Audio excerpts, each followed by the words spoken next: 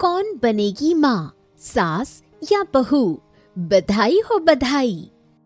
प्रदीप अपनी long time girlfriend Shweta से शादी कर लेता है।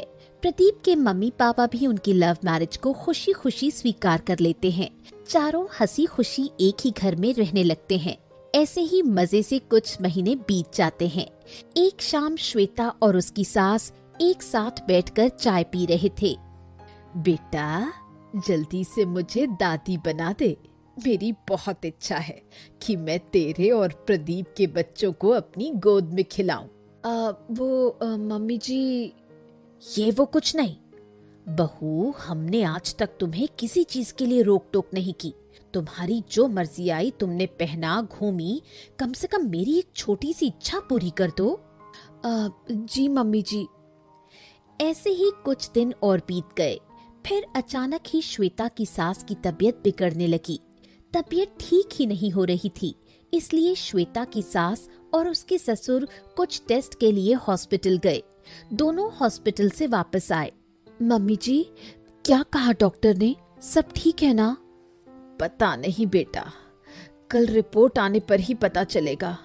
अगले दिन श्वेता के ससुर रिपोर्ट लेकर आते हैं। पापा जी, क्या आया रिपोर्ट में? श्वेता के ससुर कुछ जवाब नहीं देते हुए सीधे अपने कमरे में चले जाते हैं। ये क्या कह रहे हैं आप? मैं प्रेग्नेंट हूँ। हे भगवान, क्या मुंह दिखाएंगे बच्चों को? अभी कुछ दिन पहले ही बच्चे के लिए मैंने बहू को कहा था और अब मैं खुद प्रेग्नेंट हूँ। मुझे तो समझ नहीं आ रहा है। घर में बहू आ गई है। बहू क्या सोचेगी हमारे बारे में? किस तरीके से मैं प्रदीप को बताऊंगा कि हम फिर से माँ बाप बनने वाले हैं? अजी, किसी तरह से तो बताना ही पड़ेगा।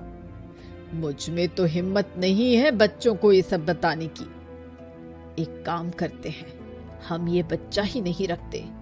कल सुबह ही डॉक्टर के पास चलेंगे। श्वेता कमरे के बाहर खड़े होकर अपने सास ससुर की सारी बातें सुन लेती है, लेकिन श्वेता ऐसा बिल्कुल नहीं जताती कि उसने सब कुछ सुन लिया है। वो दिन भर सबके साथ सामान्य व्यवहार करती है। शाम होती है, प्रदीप ऑफिस से आता है। बधाई हो प्रदीप, तुम बड़े भैया बनने वाले हो। मम्मी जी प्रेग्नेंट है। श्वेता, तुम्हारा दिमाग तो ठिकाने में? ये किस तरीके का वाहियात मजाक कर रही हो तुम? मैं मजाक नहीं कर रही हूँ, सच कह रही हूँ। इतने दिनों से मम्मी की तबीयत ठीक नहीं थी, ये तो तुम भी जानते हो। कल मम्मी जी और पापा जी हॉस्पिटल गए थे, वहाँ टेस्ट हुआ है और रिपोर्ट में ये बात सामने आई है। ये मम्मी पापा को क्या हो गया है? उनकी उम्र दादा दादी बनने की है, माँ बाप बनने की नहीं। आस पड़ोस वाले, मेरे ऑफिस वाले सब क्या कहेंगे यार? मैं कैसे सबको फेस करूंगा? तुम्हें लोगों की फिक्र है, मम्मी पापा की? मैं मम्मी पापा से बहुत प्यार करता हूँ, लेकिन हर चीज उम्र के हिसाब से हो तो अच्छी लगती है। मैं तो इस बारे में मम्मी पापा से कोई बात नहीं कर सकता, लेकिन तुम्हें करनी होगी। तुम जाओ और मम्मी पापा को ये सब खत्म करने को कहो। अभी तुम गुस्से में हो, इसलिए कुछ भी बोल रहे हो। जो हो गया उसे तो बदला नहीं जा सकता। तुम चलो, खाना खा लो, सब बाहर वेट कर रहे हैं। प्रदीप बेमन से खाने की टेबल पर आकर बैठ जाता है। प्रदीप का चेहरा देखकर उसके मम्मी पापा को भी बहुत अजीब लग रहा होता है। फिर सब खाना खाकर अपने कमरे में चले जाते हैं। सुनो जी, प्रदीप का चेहरा देखकर तो मुझे ऐसा लग रहा था जैसे उसे सब कुछ पता चल गया है। मुझे तो समझ में नहीं आ रहा कि मैं क्या करूं। मुझे भी ऐसा लग रहा है। गलती तो हो गई, उसे सुधारना तो पड़ेगा ही। मैंने डॉक्टर से अपॉइंटमेंट ले ली है, कल सुबह ही चलेंगे। वहीं दूसरी तरफ प्रदीप और श्वेता अपने कमरे में।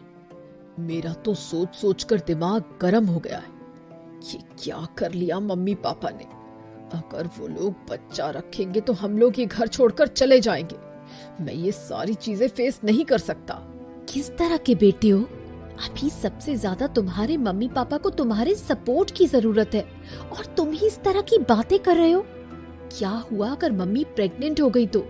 मैं मानती हूँ उनकी उम्र ज्यादा है, लेकिन उस नन्ही सी जान को तो नहीं पता ना कि वो जिसके पेट के अंदर है उसकी उम्र कितनी है। क्या तुम उसे दुनिया में आने से पहले ही मार देना चाहते हो? अगर ये मेरा बच्चा होता तो आज खुशी की बात होती, और अगर मम्मी पापा का है तो शर्म की बात हो गई। कुछ तो शर्म करो प्रदीप। प्रदीप कुछ नहीं कहता, चुपचाप सो जाता है। सुबह होती है। श्वेता के सास ससुर डॉक्टर के यहाँ जाने को निकल रहे होते हैं। तभी प्रदीप वहाँ आता है। आप लोग कहाँ जा रहे हैं? चलिए घर के अंदर, किसी डॉक्टर के पास जाने की जरूरत नहीं है। अब सब जल्दी मुंह मीठा कीजिए। प्रदीप को ऐसा करता देख श्वेता और उसके सास ससुर आश्चर्यचकित हो जाते हैं। अरे, आप सब लोग ऐसे क्यों देख रहे हैं? इतनी बड़ी खुशी की बात है, मैं बड़ा भाई बनने वाला हूँ और घर में सब लोग इतने उदास हैं। बेटा, हमें तो लगा तू ये सब सुनकर नाराज हो जाएगा।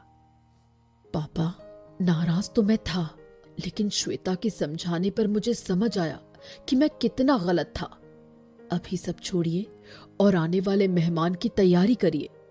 फिर क्या था, ऐसे ही हंसी खुशी 9 महीने निकल गए। फिर 9 महीने के बाद प्रदीप के घर में एक छोटी सी नन्ही परी आ गई।